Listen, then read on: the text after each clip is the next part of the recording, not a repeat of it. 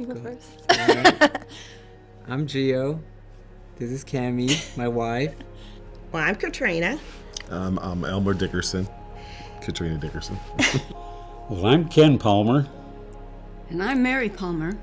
My name is TJ and this is my wife. I'm Anne. Hi, I'm Brent Pearson, and this is my wife Janice. And I guess I don't know how we fell in love, but I fell in love. I don't want to say love at first sight because I don't think it was that. It was actually probably the first time that I let finding my significant other, like my wife, I finally gave it up to God.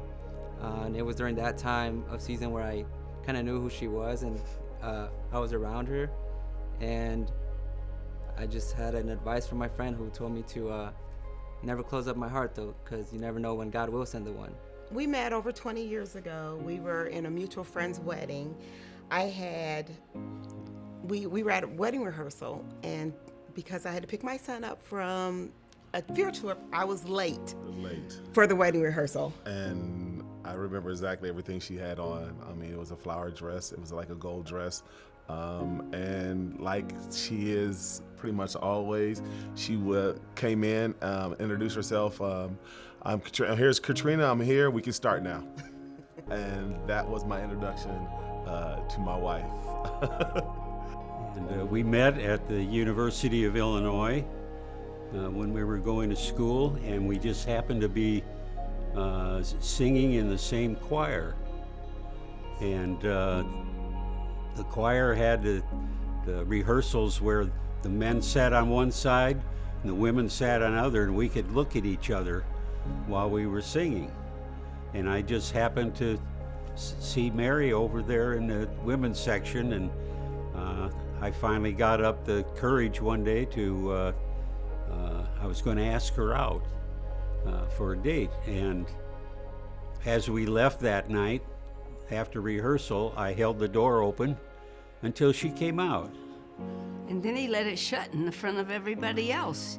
So our story actually started way back in the Philippines. We went to the same grade school and high school in the Philippines. And we weren't really close. And that's because he was like a heartthrob, whatever, cool kids, and I'm more of the study type person. And fast forward, I moved here to the States 7 years ago, and then you moved here 4 years ago. Yeah, I think it was way back 2020 when everything started.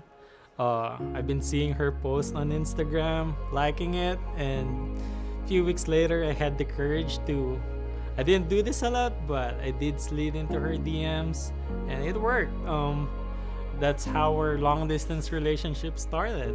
So we met online, and we actually met face to face actually here in the basement of Riverside. We found out that we both went to the same church, and after talking for a few weeks maybe, I finally went up to him and introduced myself because he didn't know who I was or what I looked like. But she knew who I was. Yes. She was stalking me. Yeah.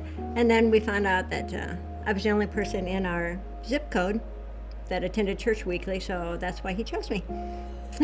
That's pretty accurate, really.